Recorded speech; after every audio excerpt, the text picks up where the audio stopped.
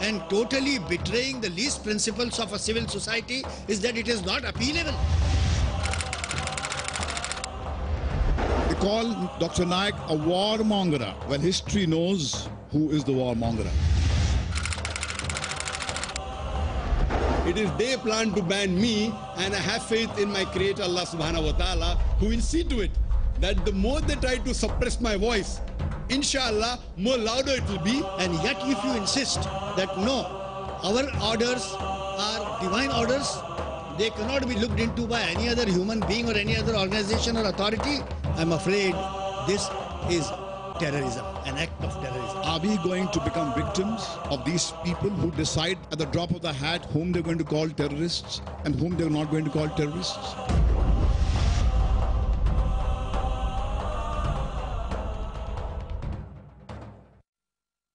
May peace be on all of you. On behalf of the Islamic Research Foundation, I, Dr. Muhammad Naik, who have this task of coordinating between the press and the speakers on the dais, welcome all of you wholeheartedly, as well as I welcome two prominent and very famous human rights activists of India, Mr. Mahesh Bhatt and Advocate Majid Memon. One very prominent in dealing with humanitarian aspect of such issues, another very prominently known as dealing on the legal issues on such cases. First and foremost, let me clarify. We have got together here today specifically to get a clear picture on the serious allegations put forward by the United Kingdom government, specifically its Home Department, on Dr. Zakir Naik, and putting a ban or an exclusion order on him.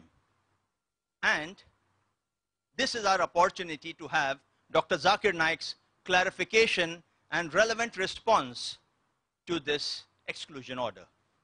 As I'm told that we have limited time available with us today, it would be fit that we don't convert this into a question and answer session on other general matters in which Dr. Zakir and our other speakers might be well versed with. Let us restrict ourselves to issues of terrorism and violence specifically, and if time permits, we'll allow you an open session after that.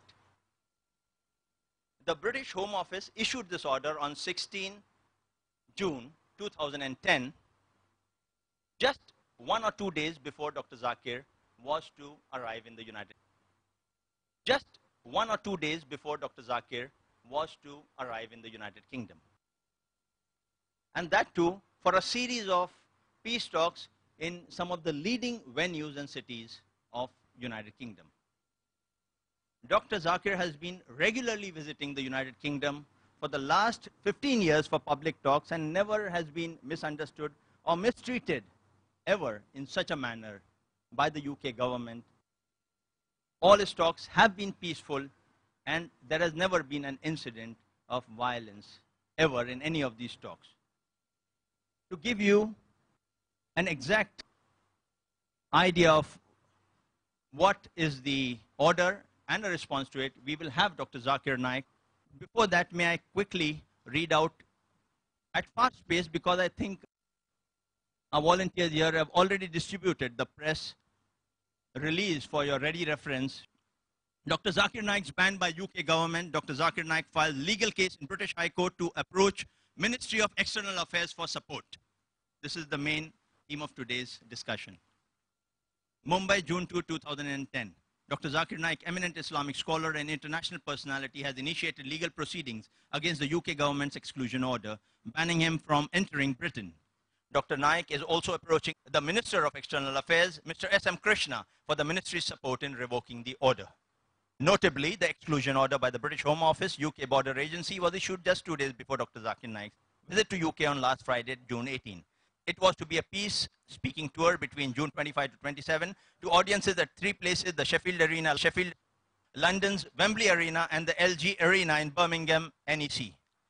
Post the exclusion order by the British Home Office, Dr. Naik's 5 years UK visa issued in 2008 and valid till 2013 was cancelled and notice issued banning him from entering the UK. Dr. Naik has initiated legal recourse in the High Court of London with a view to appeal against the exclusion order, terming the reasons of ban as untrue and misrepresentation of the truth. He is also approaching the Indian Ministry of External Affairs, the Prime Minister's office, and the British Embassy for revoking the ban. Says Dr. Naik, I have spoken out on numerous occasions against all and any facts of terrorism and have unequivocally condemned acts of violence, including 9/11, 7/7, and 7/11 serial train bombings in Mumbai incidents. I have said on several occasions that these are cowardly acts and completely unjustifiable by any standards. But I believe that the UK government has acted on recent press reports in the UK, which has portrayed me as a preacher of hate and a terror backer. That is not just a warped view, but totally unjustified impression of my work. It appears these sensational headlines have been based on some of my quotes that have been either used out of relevant context or are completely wrong. It is clear from many of my talks that in Islam, terrorism and killing of innocents. What is more surprising is that the UK government, which has so many resources to its disposal, has acted on falsehoods of the media and without cross-checking the facts. Even a basic investigation into my speeches would have revealed the truth that I stand for peace and harmony and am strictly against terrorism of any kind, added Dr. Naik. Apparently, the ban is the latest in the series of UK government's naming and shaming policy, introduced a couple of years ago, a law that some sections of the UK media have termed as impediment to free speech. The fact remains that Dr. Zakir Naik has visited the UK on several occasions in the past 15 years and his speaking tours have passed by without any incidents. The law is also being seen as an intrusion on the freedom of speech. This law, called the government's naming and shaming policy law. The UK has sufficient number of laws to deal with incidents of hatred and violence, but the introduction of a law that preemptively bans people from entering the UK is being seen as yet another government PR gimmick to show that it is getting tough on extremism. Mumbai-based Dr. Naik has in recent years built up a huge international following of over 100 million plus viewers on Peace TV as well as on other satellite TV channels. Dr. Zakir Naik is revered for his enlightening and convincing talks on promoting similarities between major religions across the world. He uses peace as a common platform to converge values and commonalities between religious scriptures, including the Bible, Vedas, Torah, and Quran. He was listed among the 100 most powerful Indians in 2009 and 2010 in a research survey by a popular Indian media house. Dr. Zakir Naik has been peacefully visiting and delivering talks in the United Kingdom for the past 15 years. For further information on these technicalities, you can contact the Islamic Research Foundation and Mr. Maqbool Baravelkar for any further details. Without coming any further in between you and the speakers on stage, I leave the floor open to Dr. Zakir Naik to make his comments. You are welcome, as soon as the comment is over, to put forward your questions. Dr. Zakir Naik.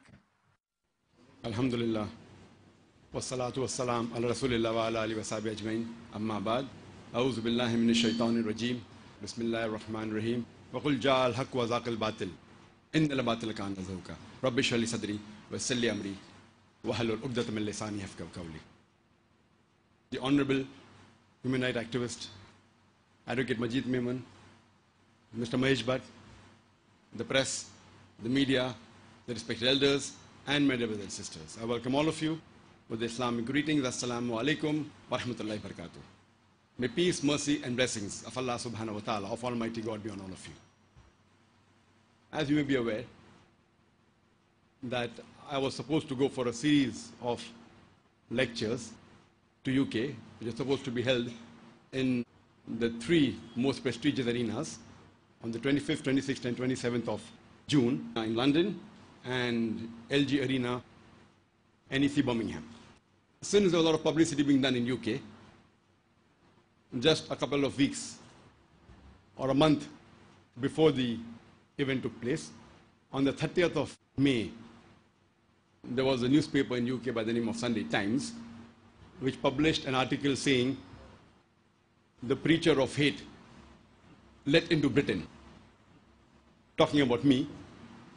And in that article, they gave several references of my speeches, which were misquotes, or they were quoted out of context. And they projected me as a person, saying that I'm a person who says that every Muslim should be a terrorist, and other allegations, which in our press release on the 11th of June, we did clarify that all these allegations, these assumptions, they're quoted out of context, or they're misquotes. This led to a pressure on the newly elected government in UK, that is the Conservative Party. When it was earlier in the opposition was very vehemently against, we should not allow speakers who speak wrong things. So there was a pressure on this government that they should exclude me from coming to UK. And we made a presentation to the Home Office clarifying and giving the context and saying in no way do I promote terrorism in any way, and I have condemned all acts of terrorism and killing of any innocent human being in the world, irrespective whether it be 9/11 in New York, whether it be 7/7 in London, 7/11 in Bombay. But yet instead of all this presentation, I think this decision to exclude me, according to me, was more of a political decision rather than a legal decision. Because they were newly elected, hardly 1.5 months in power. And because of political pressure from the various groups, the government decided to take the chance, knowing very well that we will be challenging this exclusion order. Yet they preferred taking a political decision for political mileage, that's what I believe. And they gave an exclusion order on 16th of June, because I was supposed to leave on 18th early morning, or rather 17th late night to UK, knowing that they gave an exclusion order on 16th, which was given to me by hand delivery on the 17th of June, just one day before my travel. We received a phone call from the Deputy High Commission in Bombay of UK, saying that there's a letter, there's an exclusion order given to you, please come and collect the letter. And I sent my manager, and he collected the letter. And the reasons they gave in that exclusion order, they said there are certain passages of my speeches which they feel are not conducive. They aren't good for the public in UK. And they quoted 4 of the passages in their letter for the reasons they gave to exclude me. And those 4 passages which the Home Ministry, the Home Office, has given to us in writing is also given to the press, so that you yourself can be the judge whether what they say or is an exclusion order required on these 4 passages. I'll just clarify all these 4 passages, and then we'll have the comments from honorable people on the dais, and then the press is free. As we may be having those passages, the first passage which they objected on was, and I'm quoting, it is from their exact letter what I received. As far as terrorist is concerned, I tell the Muslims that every Muslim should be a terrorist. This they're quoting me. ... What is the meaning of the word terrorist? Terrorist by definition means a person who terrorizes. When a robber sees a policeman, he's terrified. So for a robber, a policeman is a terrorist. So in this context, every Muslim should be a terrorist to the robber. Every Muslim should be a terrorist to each and every antisocial element. I'm aware that terrorist more commonly is used for a person who terrorizes an innocent person. In this context, no Muslim should ever terrorize a single innocent human being. The Muslim should selectively terrorize the antisocial elements. Many times, 2 different labels are given to the same activity of the same individual, ... Before any person gives any label to any individual for any of his actions, we have to first analyze for what reason is he doing that. Source, video Google. Though in the press in UK, only one part of my sentence was flashed in the media, Dr. Zakir Naik says that every Muslim should be a terrorist. And because of that, all these issues started. And when we presented the case to the Home Office, the people who were the organizers, and they said it's out of context. So one thing good, for me at least, that when the UK Home Office has excluded me, they give the full passage in context. Now, any logical person who reads this does not require any clarification for what I've said. An article that came in Times of India on the 20th of August 2003 saying that Inspector Angre, amongst the 5 police officers, who has killed more than 300 criminals, his name itself evokes terror in the underworld. So in this context, I said that terrorist means a person who causes terror. So when a robber sees a policeman or a criminal sees a policeman, he's terrified.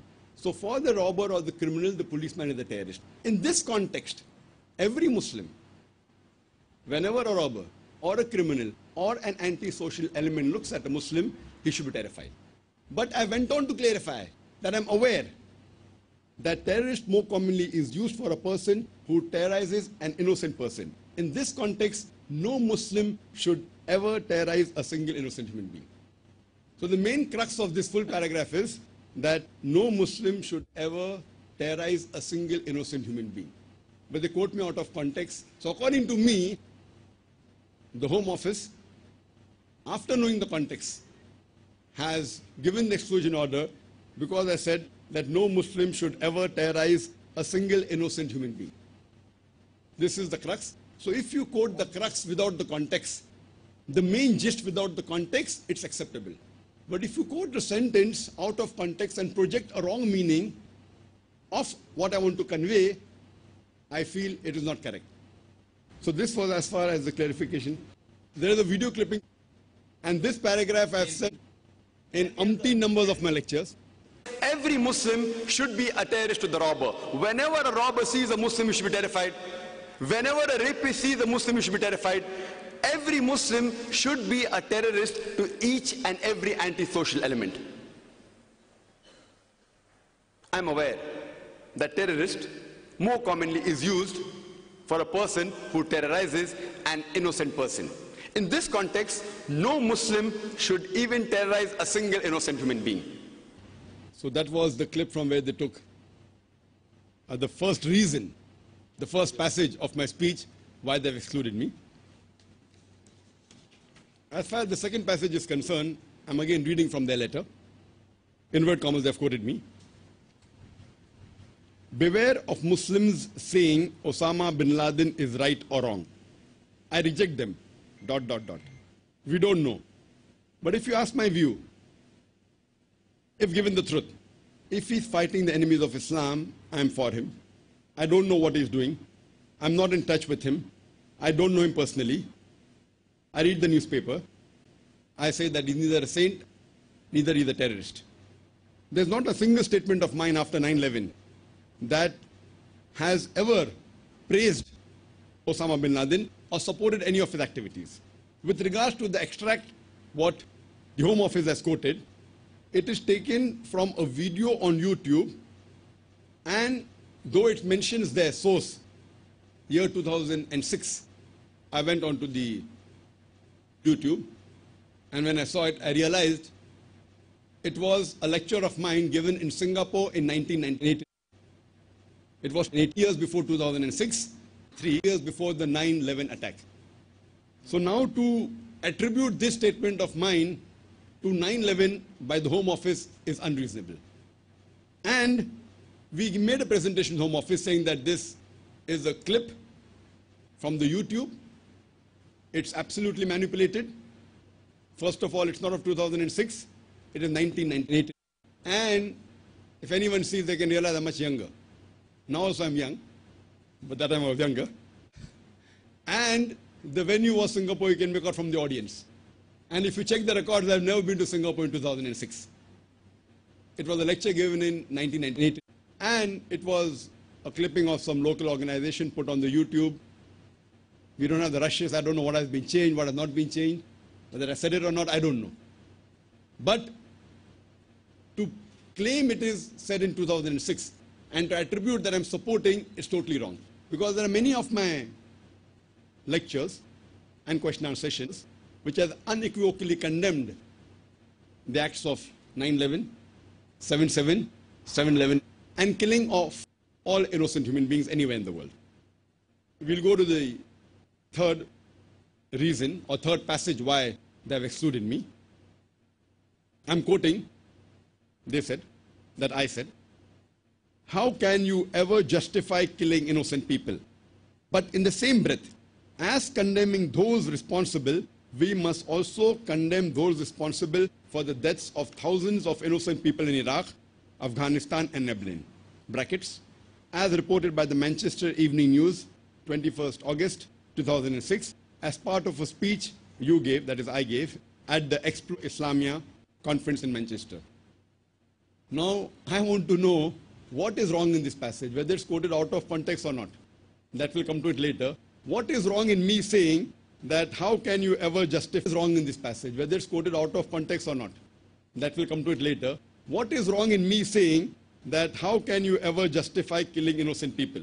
But in the same breath, as condemning those responsible, we must also condemn those responsible for the deaths of thousands of innocent people in Iraq, Afghanistan and Lebanon. Do you mean to say that I cannot condemn those people who have killed the innocent people? It is not any people. My words are thousands of innocent people killed in Iraq, Afghanistan and Lebanon.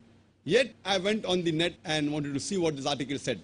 And when I went on the net, I was shocked that there was in the same newspaper, that is Manchester Evening News, of 21st August 2006, before this paragraph that they quoted, there was another paragraph on top.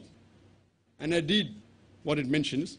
That same paragraph which they quoted, above that paragraph it said that, however, Dr. Zakir Naik, described by organizers as, inverted commas, the most sought after Muslim public speaker in the world, unquote, criticized the actions of the New York, London and Bombay bombers. And then I said, how can you justify killing innocent people? But in the same breath, as condemning those responsible, we must also condemn those responsible for the deaths of thousands of innocent people in Iraq, Afghanistan and Lebanon. So when I'm condemning the 9/11, thousands of people killed in 9/11, more than 50 people killed in 7/7 in London, and about 200 people killed in Bombay on 7/11, in the same breath, I'm also condemning thousands of innocent people killed in Afghanistan, in Iraq, in Lebanon. Does it mean that if people are killed in America and UK, people should condemn those killers? Does it mean that the life of a UK citizen and an American citizen is more important than the life of an Afghani or an Iraqi or a Lebanese? So is this human rights? So why are they objecting on me condemning those people who have killed thousands of innocent people in Iraq, Afghanistan and Lebanon? So I leave it to the judgment of the press.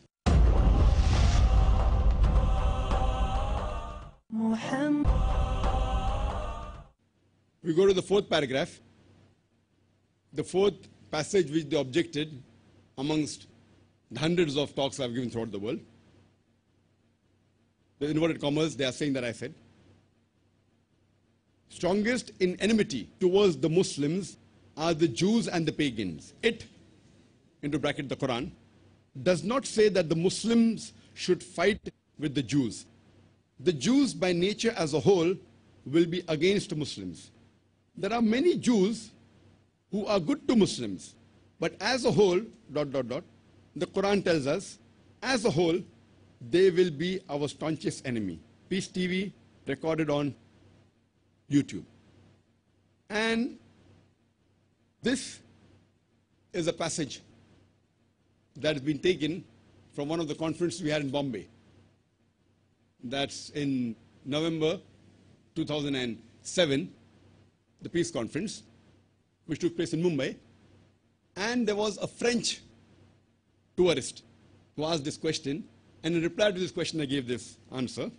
And if you hear the full clip, they are trying to say this was in reference to the verse of the Quran I quoted of Surah Maida, chapter number 5, verse number 82, which says, the strongest among men in enmity to the believers will thou find the Jews and the pagans, and nearest among them in love to the believers will thou find those who say we are Christians.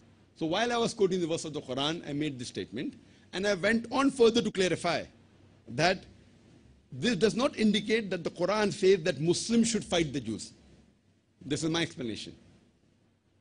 The Jews by nature as a whole will be against Muslims, but there are many Jews who are good to Muslims. But as a whole, the Quran tells us that they will be the staunchest enemy to the believers. So this was explanation of the verse of the Quran, and which is self-explanatory. And we'll show you the clip of the complete answer that I gave in the conference that's in November 2007. Can we have the clip? I am traveling 8 months in India. I am 18 years old. I completed my 12 in June. And so, inshallah, if you agree, I will meet you in private. But now I just would like to ask you about the Jews. Maybe, if I am not wrong, you said that it is written in the Quran that Jews and pagans are the strong enemies of believers, Muslim believers, And I would like to know how this verse can favorize peace in humankind when we see the troubles between Palestine and Israel, how some Muslims and some Jews cannot misunderstand this verse, because maybe it can provoke some misinterpretation. That's a very good question. That he said, I said in my speech, and according to the verse of the Quran of Surah Ma'idah, chapter 5, verse 82, which says that strong to the Muslims would be the Jews and the pagans, and the closest in love would be the Christians. So if they wanted to create enmity when they say that the Jews and the Muslims should fight, the Quran doesn't say Jews and the Muslims should fight. The Quran says strongest in enmity to the Muslims, to the believers, will be Jews. It does not say that Muslims should fight with the Jews. It doesn't say that. But it says that the Jews, by nature as a whole, they'll be against Muslims. And I told in my lecture, there are many Jews who accepted Islam. There are many Jews who are good to Muslims. But as a whole, if you take Jews as a whole and the Christians as a whole, the Christians are closer than the Jews as a whole. This is a fact. For example, the Quran says that the Jews are intelligent also. So that's a fact. If they're intelligent, they're intelligent. That doesn't mean that it hides the fact. And the Quran also says that they will be as a whole a staunchest enemy. So this is one of the falsification tests. That today, if you want to prove the Quran wrong, if the Jews get together, all of them, and they decide, let's prove the Quran wrong. At least for 3-4 years, we will be better than the Christians. Let's stop the war of Palestine. You know the Palestinians? The Jews were kicked out by Hitler. Hitler incinerated 6 million Jews. He kicked them out of Germany. The Arabs, the Palestinians, they do ahlan wa sahlan. Come with open arms. After a few years, they are kicked out of the home. Imagine someone gives a traveler his home to live, and the traveler kicks him out of his home, and he's shouting that he has taken my house, and you're calling them terrorists. So what they have to do is, let's get together and solve this problem. Whatever the problem is. Today, America is controlled by the Jews. Whether it be the banks, whether it be the money, whether it be the power. According to the American survey, no one can become a president of USA without walking the Star of David. So the Jews are a minority, less than 5% in America. But they're controlling the economy, they're controlling America. Fine? So if they're controlling America, let all of this, let's solve the problem of Palestine, let's solve the American problem. Not forever. Few years. 4 or 5 years only. And the problem is solved. So we aren't telling that the Muslims should fight with the Jews. In fact, the Quran says, even if your enemy wants peace, several places, even if they come to fight you, it's mentioned in Surah Anfal, in the battle, if they want peace, give it to them. So Quran is always for peace. Quran is always encouraging them. But if a person does not want peace to prevail, what can we do?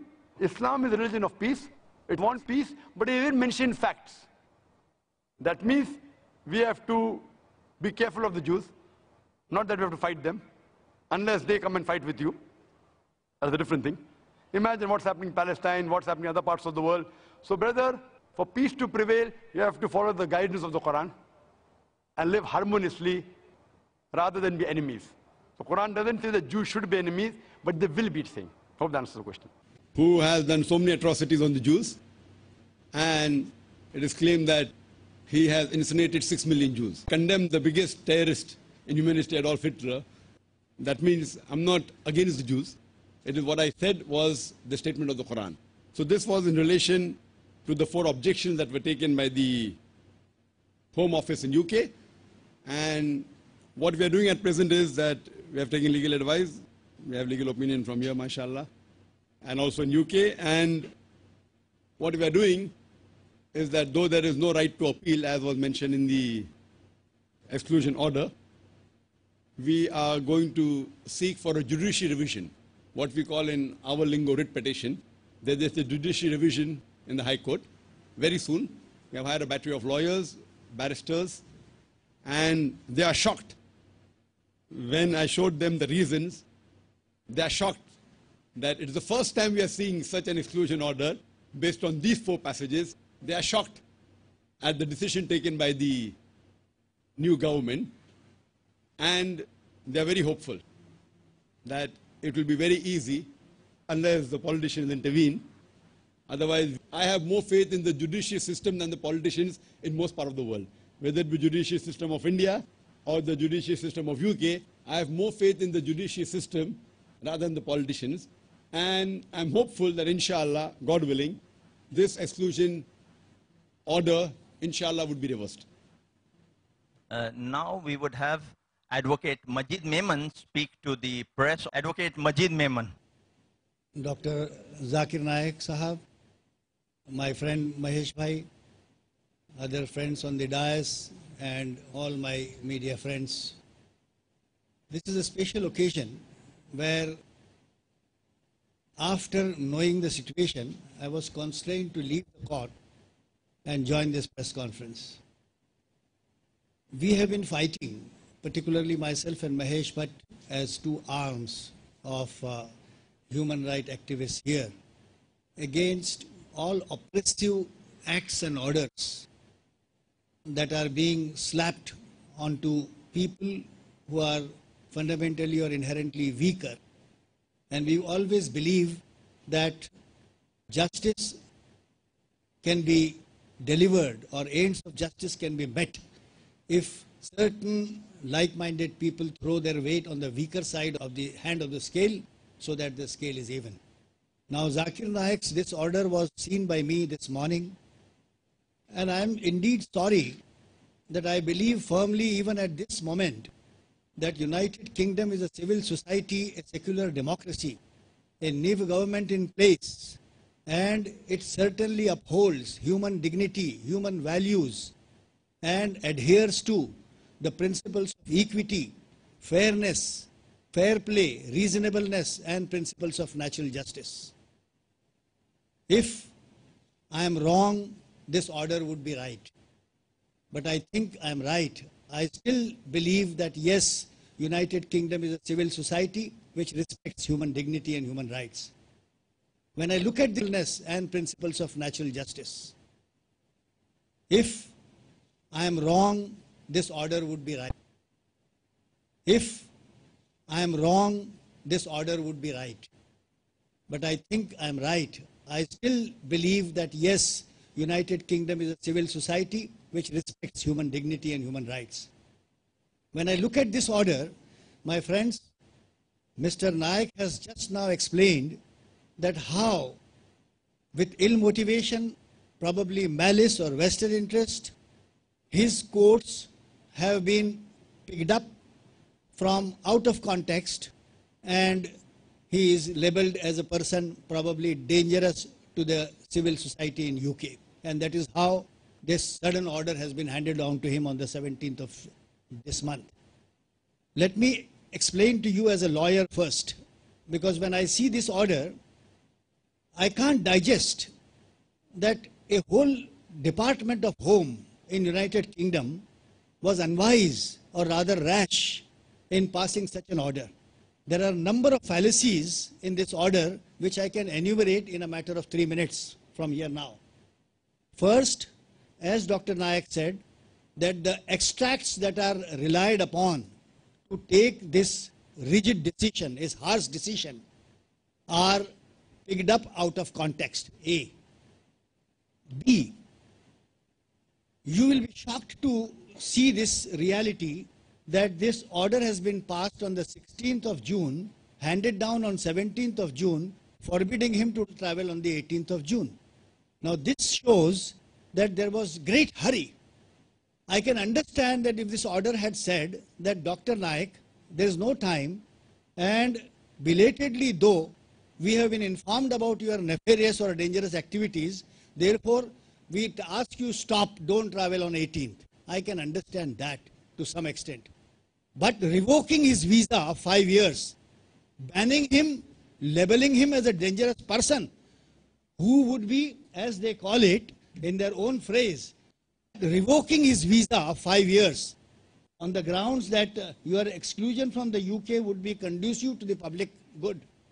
Now this blanket order revoking his visa is from no angle justified. I will just explain to you why.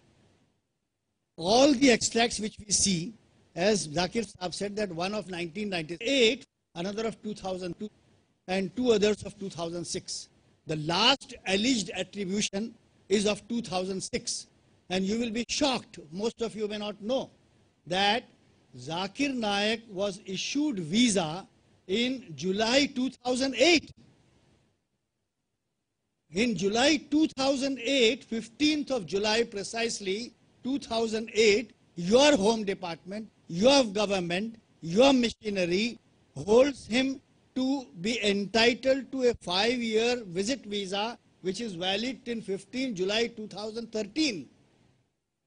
How is it that your department did not consider any of these attributions or these dangerous allegations against him whilst processing his visa in July 2008? On this ground itself, this order would be vitiated. This is one submission.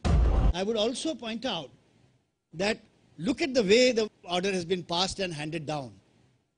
It is an ex parte order. It is a unilateral order. It's an order which has not given to the affected person even an opportunity to show cause. This is barbaric. This is inhuman. This is against the least principles of human dignity and human value and principles of natural justice. Why did you not ask him, Mr. Zakir Naik, look here, the time is less, please don't travel on 18th. If possible, satisfy us before your schedule on the 18th or your speeches, programs, etc. a little later, so that we will consider in all fairness with an open mind as to whether you are in fact a dangerous person to UK society or not, and give our verdict. Instead, they simply revoke his visa, which was granted to him otherwise till 15 July 2013, which is definitely a very harsh and unreasonable order. Friends, now there is non-application of mind in passing this order because, as I said, that this order is passed in June 2010, visa was granted in July 2008, the utterances were made much before that, and therefore how do you justify your stand of 15 July 2008 vis-a-vis 16th June 2010? In a court of law, you will have no case. Number two, as I said, that you did not give him the opportunity to explain. Nowadays, you see, the communication has become so easy that in a matter of a couple of hours, an explanation could have been sought, an explanation could have been received, an explanation could have been examined in all fairness, and thereafter a just decision could have been taken. Now this is a decision which is per face so harsh, so unreasonable, so much without application of principles of natural justice and equity, that you have not only deprived him of his visit, which is his prerogative, you have not only used your discretion in a malified way, but you have also tried to bring disrepute to a scholar without any just reasonable grounds or facts. Now, as I said, that, you see, if a man goes, suppose, assume hypothetically, that Zakir Naik had approached the UK Council office are asking them that I have to go on the 18th for a program, then they may examine what are you going for, whether what you are going for is fair or unfair. And then refusing visa is one thing, but revoking an existing visa is too much. Please try to understand the two situations. The man was already having a valid visa, which was issued to him in July 2008, much after all the satanic allegations, as you want to say, which you can't explain, as Mr. Nayak rightly said. And then the irony of this harsh order and it being so barbaric and totally betraying the least principles of a civil society is that it is not appealable. To err is human. Let this Secretary of State keep her mind open, and let the department keep its mind open and gracefully consider that if we have erred, we are subject to correction. You have erred on facts, you have erred on law, you have erred on your principles, and you have erred on practically all fronts. And yet if you insist that no, our orders are divine orders, they cannot be looked into by any other human being or any other organization or authority, I'm afraid this is a terrorism, an act of terrorism. I would say this is terror. I'm sure Zakir will approach whichever forum, the appellate authority, be it a court, be it a diplomatic authority, either through the Indian embassy, our external affairs ministry, and if we can argue here, even before S.M. Krishna, our external affairs minister, and point out that kindly see here, we don't want to cross sword with United Kingdom for various reasons. We have got good relations with that country. We keep cordial relations with them. This should not serve as a pill of bitterness between the two countries. Our relations are not going to be affected. It's a matter of principle. It's a question of human dignity. We are just telling Zakir Naik's this rash order whether it can stand the scrutiny of a rational mind. And the points which I have argued, I think even before a small judge with little sense of justice would hear these points, we will not take a minute to set aside this order. And I'm sure that Zakir would succeed. We don't have to say anything. Well, we would still say that it's your innocent error. Please rectify it, please correct it, so that we don't have any damage to our perception that UK society is a civil society committed to the principles of natural justice, equity and fair play. Thank you very much. May I request Mr. Mahesh Bhatt to move in the center. Mr. Mahesh Bhatt is a noted activist for so many years on any human rights violation and such cases, and when the whole society is on one side, he feels that someone is being unjust with him, even if that person is alone, he is standing out for justice. Mr. Mahesh Bhatt. Well, at the onset, let me salute Dr. Zakir Naik for daring to lock horns with the mighty empire, the British Empire. And I'm glad that we have an Indian who's not timid and who's not going to take these insults that they're hurling at us day in and day out lying down. So I salute his audacity, which comes from his iman, from his the truth which is there in every pore of his being. It is that that makes him stand up and say things to the bully the way it is. If he had any grey spot in his heart, he wouldn't have risked locking horns with these bullies who have the means and the power to lock you in and throw away the keys. Human history has been a witness to unspeakable deeds of barbarism that have been unleashed by the Western nations against the world. Ladies and gentlemen, these are dangerous times. The world is becoming the most entertained and the least informed world. I thought the United States was the most entertained and the least informed. But slowly and surely, the world is catching up and India is not far behind. I think we as Indians owe it to our brother, who is our national pride, who is a prized treasure,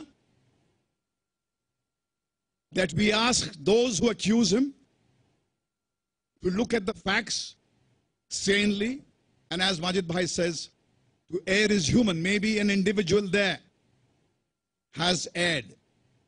We do not want to put the entire nation into the dock for the misdeeds of a handful of people. We cannot reduce human beings to stereotypes. We cannot reduce a nation or a community to a single story. Because when we do that, we do the same mistake what they have done. They call Dr. Naik a warmonger. Well, history knows who is the warmonger. Western nations, the United States, backed with the United Kingdom, did not give a tinker's damn for the world opinion and bombarded Iraq when the UN was screaming that you don't have evidence that there are weapons of mass destruction. What happened thereafter? You killed people, shed blood, and what did you find there? No evidence to say that there was any weapons of mass destruction. So are you going to believe in the opinions of those people who have the means to lie, buy wordsmiths, get newspapers, have television networks on their side to market their lies and hang a man like Dr. Naik? I would say no. It is the same United States of America when it bombarded Afghanistan. They bombed Al Jazeera. Behind every such person who doesn't take the opinion which are dished out by governments to suit their politics. The first law of journalism, sir, is governments lie. And as responsible journalists, it's your duty to not become victims of state propaganda. The world has suffered enormously for the last 10 years because all responsible journalists, including you, lapped up what was dished out to you by them. If you do not have the means to question it, say, I don't know. It is more decorous for a man to say, I don't know. A person who knows that he does not know can be taught. There is humility. But a person who does not know and pretends that he knows can do enormous harm. So I think as responsible people of the media, it is your duty to your fellow human being, to your fellow Indian, who stands here with dignity, that he gets a fair deal. And it's not fitting for the nation and a government who stands up for a celebrity like Shah Rukh Khan when he has come into trouble in the United States. They must also stand up for Dr. Zakir Naik and plead his case. That's all I have to say. Thank you.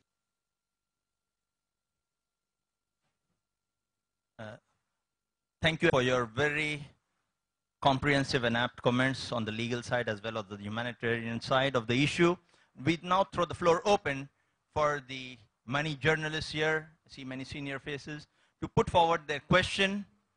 May I request you to kindly make the question brief and to the point and restrict it to the issue because of the limited time available. And to whom the question is, if it's to Dr. Zakir Naik, Advocate Majid Memon, or Mr. Mahesh Bhatt, kindly specify and kindly state your name and which media organization you represent so they can give you a more appropriate response. Yasir Fazaga. To do good is good, but why you do good is as important as the good that you are doing. Purify your thoughts. To have a proper relationship with God is very important. Increase your knowledge. But the motive why we want to have a proper relationship with God is also very, very important. Distilled Wisdom every Sunday at 10:30 p.m. Saudi Arabia and 11:30 p.m. UAE on Peace TV.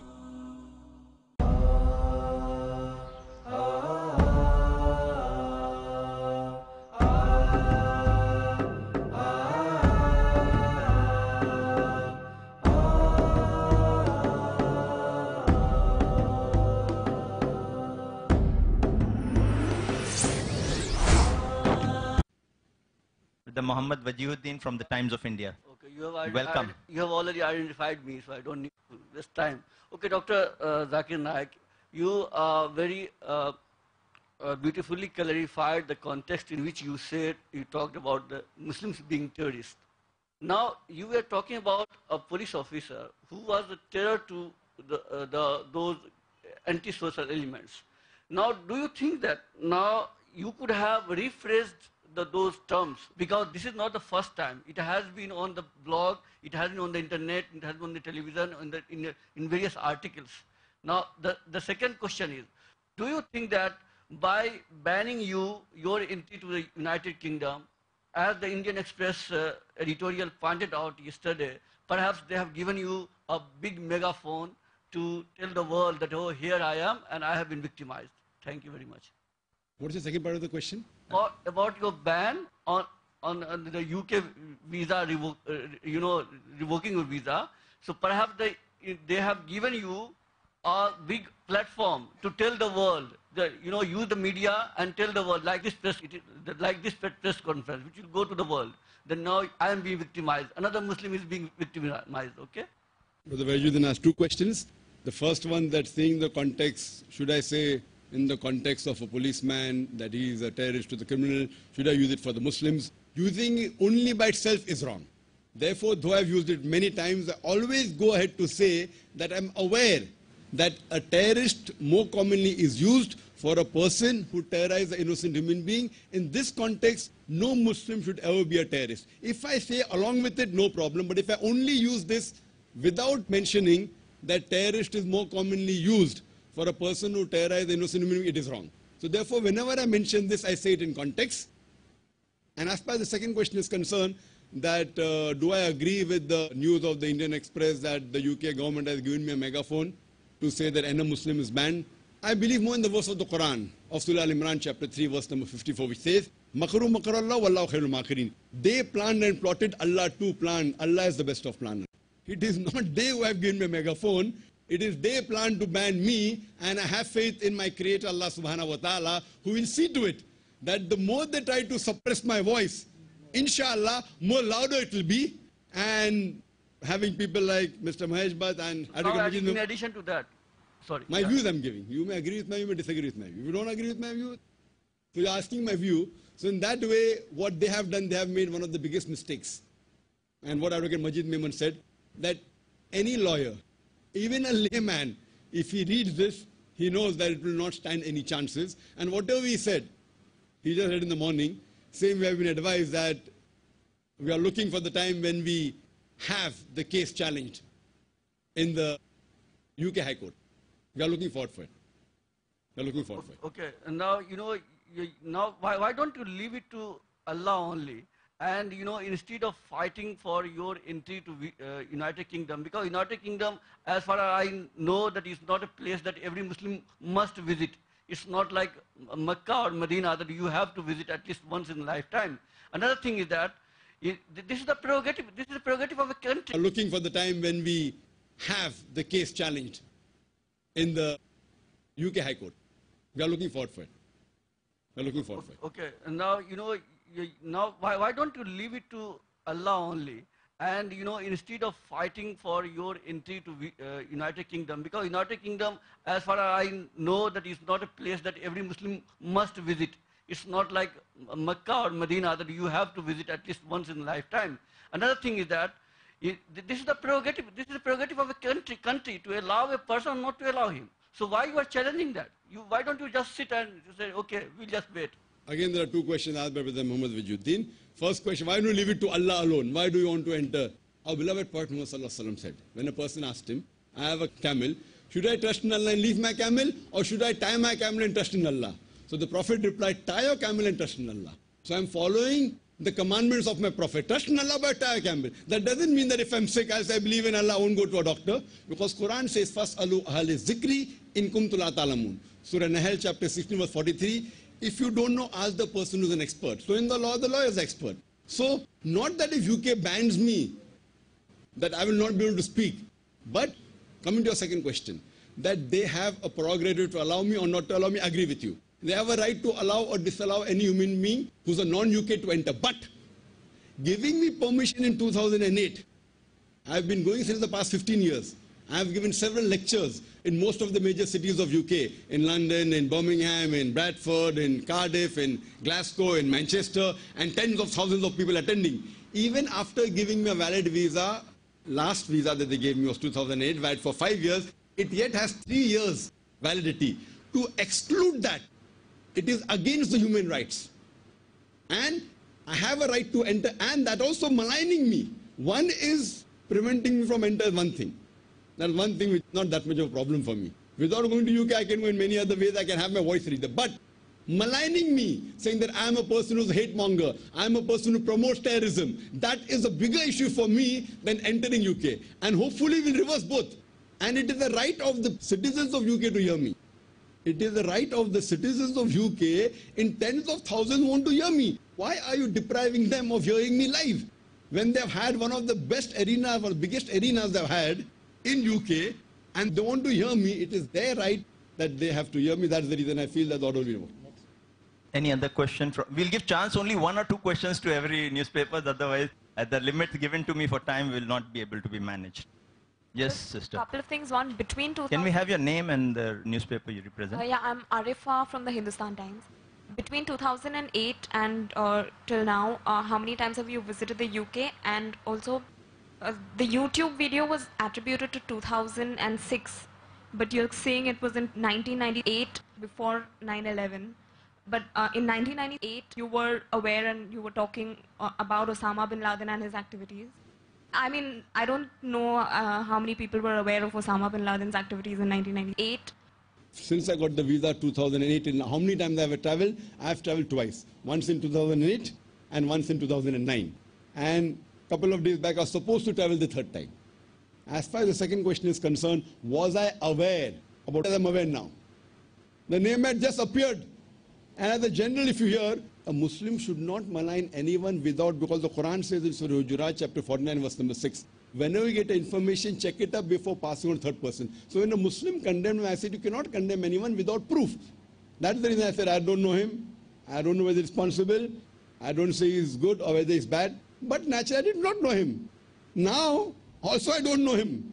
But the media has given me information, which again, whether right or wrong is to be discussed later on. But I do agree with you that was 1998. So you cannot attribute this statement of mine to the 9/11, which took place 3 years back. All the extracts are pre-July 2008. You must note that. Yes. The next question from the sister. Yes. My name is Kavita. I'm with the Indian Express. My question is to Dr. Naik. There was a group of Muslims who went to the Deputy High Commission yesterday. They were led by the Raza Academy, and they supported the decision to exclude you. What would you say to that? Every person who is popular, who is famous, has some people against him. And the best example of beloved Prophet Muhammad, not only according to Muslims, even according to non-Muslim Michael H. Hart, Prophet Muhammad is the most influential human being in history according to Michael H. Hart. He wrote a book on 100 most influential people in the world, and number 1 he rated Prophet Muhammad. But today, the maximum books written against any human being in the world, it is Prophet Muhammad. So similarly, because of my popularity, everyone may not agree with my view. So there are people who may disagree, and they have a right to disagree. I'm not saying everyone should agree with my view. Yes, brother. Akshay Deshmani from DNA. Hi. I've been reading the British press now, so I don't know how much of this information that I'm putting through is true, but then based on that, I think it was the Times which reported this, Times London or some such paper.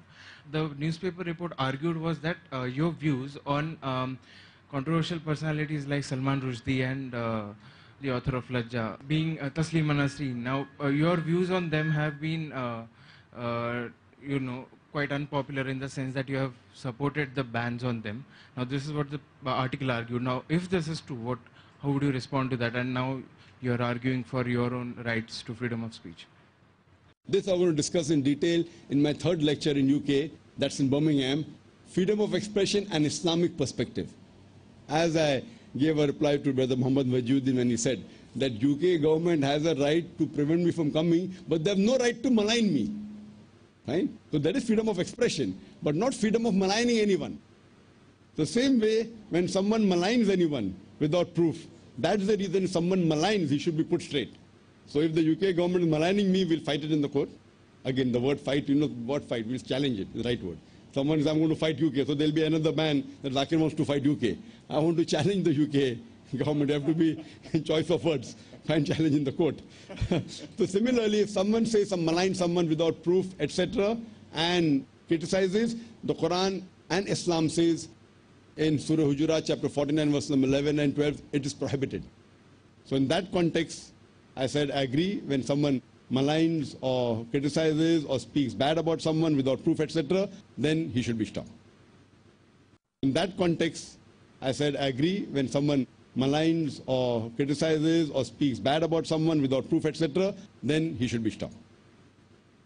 Maybe allow questions to the other media, you know. We have a lot of English media asking questions. Anyone else? You have got a question?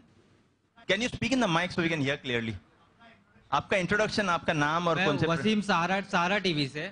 हम आपसे बस इतना ही जानना चाहेंगे कि पूरा मसला क्या था, थोड़ा सा हिंदी में बताएं। और दूसरी बात ये आपसे जानना चाहेंगे कि आप ऑलरेडी पहले भी जा चुके हैं, तो क्यों आप पे खास करके बैन लगाया गया है? इसे थोड़ा सा हिंदी में बताइएगा। बाइट ले रहा है। मेरी हिंदी और उर्दू इतनी फंसी नहीं है, लेकिन मैं जवाब दूंगा। भाई साहब ने सवाल पूछा कि ये सब मसला क्या था और क्यों हुआ। मैं यूके इंग्लैंड में जाने वाला था और मेरा प्रोग्राम तय हुआ था 3 प्रोग्राम बड़े एरिना में, 25, 26 और 27 जून को। शेफील्ड एरिना शेफील्ड के अंदर, वेम्बली एरिना लंदन में और बर्मिंघम एलजी एरिना एनईसी में। ये 3 प्रोग्राम तय हो चुके थे और काफ़ी पब्लिसिटी हो चुकी थी। उस वक्त तकरीबन 1 महीने पहले 30 मई एक यूके न्यूज़पेपर है जिसका नाम है टाइम्स, जो संडे को संडे टाइम्स में एक जर्नलिस्ट डेविड लेपर्ड, उन्होंने एक आर्टिकल लिखा क्या एक हेट मॉन्गो को ब्रिटेन में आने की इजाज़त दी गई है। एक आदमी जो दहशत और जो नफरत फैलाता है उसे ब्रिटेन में आने की इजाज़त दी गई है, और वो अटैक था गवर्नमेंट की तरफ। क्या नई गवर्नमेंट जो कहती है कि गलत लोग को एंट्री नहीं देंगे, डॉक्टर जाकिर नाइक को कैसी दे रही है। और मेरे बहुत से तकरीर के कुछ सेंटेंसेस को तोड़ मोड़ के पेश किया गया है मीडिया में। मिसाल के तौर पे कहा गया है कि जाकिर कहता है कि हर मुसलमान दहशतगर्द होना चाहिए, जो आउट ऑफ कॉन्टेक्स्ट है। और मैंने कॉन्टेक्स्ट दिया कि मैंने कहा दहशतगर्द उसे कहते हैं जो एक इंसान के दिल में दहशत पैदा करता है। मिसाल के तौर पे जब एक चोर पुलिस को देखता है तो चोर के दिल में दहशत पैदा होती है, तो उस चोर के लिए वो पुलिसमैन दहशतगर्द है। उसी कॉन्टेक्स्ट में हर मुसलमान जब भी कोई चोर या कोई गैर कानूनी काम करने वाला इंसान कोई मुसलमान को देखता है तो उसके दिल में दहशत पैदा होना चाहिए। इस कॉन्टेक्स्ट में हर मुसलमान दहशतगर्द होना चाहिए। लेकिन मैंने ये भी कहा कि आम तौर पे दहशतगर्द उसे कहते हैं जो एक मासूम इंसान के दिल में दहशत पैदा करता है, और इस कॉन्टेक्स्ट में कोई भी मुसलमान एक भी मासूम इंसान के दिल में दहशत नहीं पैदा करना चाहिए। तो ये आउट ऑफ कॉन्टेक्स्ट कोट करके मुझे बदनाम किया जा रहा था, और ये गवर्नमेंट के ऊपर प्रेशर था कि अभी लेक्चर होने वाला है और वो जानते थे कि मैं 18 जून को निकलने वाला हूं, तो it is more of a political decision. ये एक सियासी डिसीजन है, it is not a legal decision. जिस तरीके से एडवोकेट मजीद मेमन साहब ने कहा कि ये लीगल डिसीजन नहीं था, सियासी डिसीजन था। उन पे दबाव था कि अभी नई गवर्नमेंट 1.5 महीने में आई, तो it's a political decision which इंशाल्लाह दे विल रिपेंट। जो वो इस डिसीजन के लिए पछताएंगे, और हम इंशाल्लाह इसे चैलेंज करने वाले हाई कोर्ट यूके के अंदर। और हमें उम्मीद है कि जो जुडिशरी सिस्टम है, जो जुडिशरी सिस्टम यूके की है, हमें उन पे और भरोसा है बनिस्बत सियासी सिस्टम पे, और हम इसे चैलेंज करेंगे। और उम्मीद है कि इस एक्सक्लूजन ऑर्डर को जो मुझे आने से रोका गया है उसे रिवर्स करेंगे, इंशाल्लाह उसे पलटाएंगे।